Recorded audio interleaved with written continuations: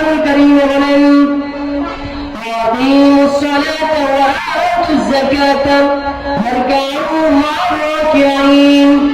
আল্লাহ পাক রব্বুল আলামিন কুরআনুল কারীমে বলেন আকিমুস সালাত, তোমরা নামাজ আদায় করো, ওয়া আতুজ যাকাত, এবং তোমরা যাকাত আদায় করো, ওয়ারকাউ মা'আর রাকিঈন, এবং তোমরা রুকুকারীদের সাথে রুকু করো। আল্লাহ পাক রব্বুল আলামিন কুরআনুল কারীম তার কিতাবে নিজেই বলে দিলেন বান্দা তুমি নামাজ আদায় করো, তুমি যাকাত আদায় করো এবং রুকুকারীদের সাথে রুকু করো, কিন্তু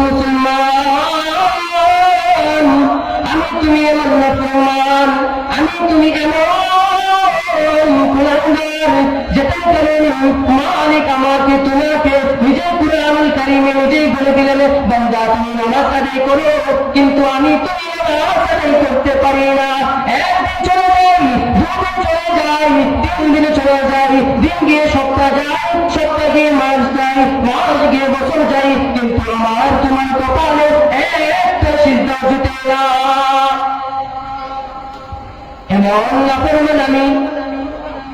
আল্লাহ পাক রব্বুল আলামিন কুরআনের অনেক আয়াতে নামাজের কথা বলেছেন। ইসলামের অন্যতম ভিত্তি হচ্ছে নামাজ। নবীজি সাল্লাল্লাহু আলাইহি ওয়াসাল্লাম বলেন বুনিয়া আল-ইসলাম আলা খামসিন শাহাদাতু আল্লা ইলাহা ইল্লাল্লাহ ওয়া আন্না মুহাম্মাদান রাসূলুল্লাহ ওয়া ইকামিস সালাহ ওয়া ইতাইজ যাকাত ওয়া হজ্জ রমাদান। নবীজি সাল্লাল্লাহু আলাইহি ওয়াসাল্লাম বলেন ইসলামের মূল ভিত্তি হচ্ছে 5টি। এক নম্বর হলো শাহাদাতু আল্লা ইলাহা ইল্লাল্লাহ ওয়া আন্না মুহাম্মাদান রাসূলুল্লাহ। এক নম্বর ভিত্তি হচ্ছে শাহাদাতু আল্লা ইলাহা ইল্লাল্লাহ, আল্লাহ ছাড়া আর কোনো ইলাহ নেই, আল্লাহ ছাড়া আর কোনো মাবুদ নেই, ওয়া আন্না মুহাম্মাদান রাসূলুল্লাহ, এবং নবীজি সাল্লাল্লাহু আলাইহি ওয়াসাল্লাম আল্লাহ তাআলার বান্দা ও রাসূল। ইসলামের মূল ভিত্তি হচ্ছে 5টি, এর মধ্যে একটি হলো আল্লাহকে সাক্ষী দেওয়া, নবীজি সাল্লাল্লাহু আলাইহি ওয়াসাল্লাম শেষ নবী এবং আল্লাহর বান্দা, এটাও সাক্ষী। 2 নম্বর ভিত্তি হচ্ছে ইকামিস সালাহ, 2 নম্বর ভিত্তি হলো নামাজ, ওয়া ইতাইজ যাকাত, 3 নম্বরটা হলো যাকাত, 4 নম্বরটা হলো ওয়াল হজ্জ, হজ পালন করা, 5 নম্বরটা হলো রমাদান, রমজান মাসে রোজা পালন করা। ইসলামের অন্যতম ভিত্তি হলো নামাজ। অন্যতম ভিত্তি হওয়ার কারণে মূল ভিত্তি 5টি, এর মধ্যে একটি হলো নামাজ। হযরত আব্দুল্লাহ ইবনে মাসউদ রাদিয়াল্লাহু তাআলা নবী সাল্লাল্লাহু আলাইহি ওয়াসাল্লামের দরবারে গিয়ে ডাক দেন, ইয়া রাসূলুল্লাহ, ইয়া হাবিবাল্লাহ, ও নবীজি, আইয়ুল আমালি আফদালু, আমল ভিত্তিক কোন আমলটি সর্বোত্তম? নবী সাল্লাল্লাহু আলাইহি ওয়াসাল্লাম বলেন সর্বোত্তম আমল হলো নামাজ আদায় করা। এবার আব্দুল্লাহ ইবনে মাসউদ রাদিয়াল্লাহু তাআলা ডাক দিয়ে বলেন, নবীজি, এরপর সর্বোত্তম আমল কোনটি? নবী সাল্লাল্লাহু আলাইহি ওয়াসাল্লাম বলেন, আরে আব্দুল্লাহ ইবনে মাসউদ, এরপর সর্বোত্তম আমল হলো বিরুল ওয়ালিদাইন, পিতা-মাতার খেদমত করা। আব্দুল্লাহ ইবনে মাসউদ তার থেকে আরেকটি হাদিস বলতো, তিনি নবীজি সাল্লাল্লাহু আলাইহি ওয়াসাল্লামকে ডাক দিয়ে বলেন, ও নবীজি, আইয়ুল আমালি ইয়াকরুবু ইলাল জান্নাহ, কোন আমলটি আমাকে জান্নাতের নিকটবর্তী নিয়ে যাবে? নবীজি সাল্লাল্লাহু আলাইহি ওয়াসাল্লাম ডাক দিয়ে বলেন, তোমাকে জান্নাতের নিকটবর্তী নিয়ে যাবে সেই আমলটি হলো নামাজ। এবার আব্দুল্লাহ ইবনে মাসউদ রাদিয়াল্লাহু তাআলা ডাক দিয়ে বলেন, ও নবীজি, ইয়া রাসূলুল্লাহ, ইয়া হাবিবাল্লাহ, ও আল্লাহর পয়গম্বর, এরপর সর্বোত্তম আমল কোনটি? নবীজি সাল্লাল্লাহু আলাইহি ওয়াসাল্লাম বলেন, বিরুল ওয়ালিদাইন, এরপর সর্বোত্তম আমল হলো পিতা-মাতার খেদমত করা। এই হাদিস থেকে আমরা কি বুঝতে পারলাম? জান্নাতের নিকটবর্তী নিয়ে যাবে সেই আমলটি হলো নামাজ, সর্বোত্তম আমলটি হলো নামাজ। এরপরে হলো পিতামাতার খেদমত করা, তাদের সাথে ভালো ব্যবহার করা। তো আমি আর আপনার কি অবস্থা? এই আমল করে জান্নাতে যাওয়া যাবে? আশা করা যায়? মালিক আমাকে আপনাকে সৃষ্টি করার পর আসমানের নিচে জমিনের উপরে আল্লাহ পাক রব্বুল আলামিন আমাকে তোমাকে সৃষ্টি করার পর মালিক ডাক দিয়ে বলে, ওয়া খালাকাতুল জিন্না ওয়াল ইনসা ইল্লা লিয়াবুদুন। বান্দা, আমি তোমাকে সৃষ্টি করেছি দুনিয়ার জমিনে, আসমানের নিচে জিন এবং ইনসানকে সৃষ্টি করেছি কেবলমাত্র মালিকের ইবাদত করার জন্য। আল্লাহ তাআলা আমাকে আপনাকে সৃষ্টি করলেন কিসের জন্য? আল্লাহ তাআলা আমাকে আপনাকে সৃষ্টি করেছেন মালিকের ইবাদত করার জন্য। আল্লাহ তাআলা বলেন, তোর দরবারে গিয়া নিজের বাবাকে বাবা না ডাকিয়া, ওই তোমার পীর বাবাকে বাবা বলে ডাকবা, নিজে না খাইয়া বাবার দরবারে দৌড়িয়ে যাইবা, নিজে না সন্তানকে দেখিয়া তোমার বাবার দরবারে গিয়ে পড়ে থাকবা। আল্লাহ তাআলা কিন্তু বলে নাই ওদের কবরে গিয়ে সিজদা দিবা। কিন্তু আফসোস, আমি তুমি এমন মুসলমান, আমি তুমি এমন ইমানদার যে তার পায়ে গিয়ে আমি তুমি সিজদা করি, এমন লোক আমার আপনার সমাজে আছে নাই? অভাব নাই। যাকে তাকে বাবা বানিয়ে সিজদা করে ফেলে। আল্লাহ পাক রব্বুল আলামিন মানব জাতিকে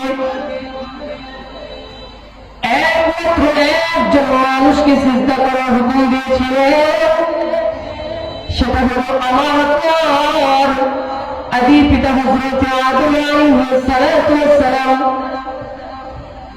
বাবা আদম আলাইহিস সালাতু ওয়াস সালামকে আল্লাহ পাক রব্বুল আলামিন সিজদা করার হুকুম দিয়েছিলেন। আদম আলাইহিস সালাতু ওয়াস সালামকে যখন আল্লাহ তাআলা সকল ফেরেশতাদেরকে হুকুম দিলেন, ফেরেশতারা তোমরা আমার আদমকে সিজদা করো, তখন সকল ফেরেশতারা কিন্তু সিজদা করল একজন, তিনি কে? ইবলীস। তিনি করেন না বিদায় শয়তান হয়েছেন, তিনি কিন্তু ফেরেশতাদের সর্দার ছিলেন। আল্লাহ পাক রব্বুল আলামিনের একটি হুকুম না মানার কারণে ফেরেশতা থেকে শয়তান হয়ে গেল। কিন্তু আল্লাহ পাক রব্বুল আলামিন আমাকে তোমাকে দিনের মধ্যে 5 বার হুকুম দিয়েছেন, বান্দা তুমি নামাজ আদায় করবা। ফজরের নামাজ যেরকম ফরজ, জোহরের নামাজ সেরকম ফরজ। ফজরের নামাজ যেরকম ফরজ, তেমনি ভাবে জোহরের নামাজ তেমনি ভাবে ফরজ। আল্লাহ পাক রব্বুল আলামিন আমাকে আপনাকে নামাজের প্রতি গুরুত্ব হওয়ার জন্য কোরআনুল কারীমে বিভিন্ন জায়গায় নামাজের কথা বলেছেন। কিন্তু আমি আপনি এমন ফরমান হইলাম, এমন আল্লাহ বলা হইলাম, আল্লাহ পাক রব্বুল আলামিন বলেন, আমি আল্লাহ আর কত করে নাযিল করলে, আমি আল্লাহ 30 বছর বলে গেলাম, আমি আল্লাহ পাক রব্বুল আলামিন 30 বার কোরআন নাযিল করলাম, আর কতবার নাযিল করলে, আমি আল্লাহ আর কতবার করলে তুই বান্দা আমি আল্লাহ বলা থেকে, আমি আল্লাহকে না মানা থেকে আমি আল্লাহকে মেনেছি। আল্লাহ পাক রব্বুল আলামিন 23 বছর আমাকে আপনাকে বলে দিয়েছেন, কোরআনুল কারীম নাযিল করেছেন, তারপরে আমি আর আপনি আল্লাহ পাক রব্বুল আলামিনকে মানি না। العهد الذي بيننا وبينه الصلاة فمن تركها فقد كفر। একজন মুমিন আর একজন কাফের এর মধ্যে তফাৎ হলো নামাজ। আপনি যদি নামাজ না পড়েন তাহলে আপনি কি মুমিন না কাফের তা বোঝা মুশকিল। আল্লাহ এবং আল্লাহ পাক রব্বুল আলামিন এবং বান্দার মাঝে মিলিত হওয়ার জন্য সেতু বন্ধন হলো নামাজ। বান্দা আল্লাহ পাক রব্বুল আলামিন অতি ঘনিষ্ঠ হয়, আপনারও অতি ঘনিষ্ঠ হয় নামাজের মধ্যে। যখন বান্দা সিজদা দেয় তখন আল্লাহ পাক রব্বুল আলামিন ডাক দিয়ে বলে, ইরফা রাসা, উঠো বান্দা, বসো। কি বান্দা? তখন বান্দা ডাক দিয়ে বলে, তাহিয়াতুল্লাহ, আসসালাতু ওয়াত-তাইয়্যিবাত, ওয়া আল্লাহ ওয়া মালিক।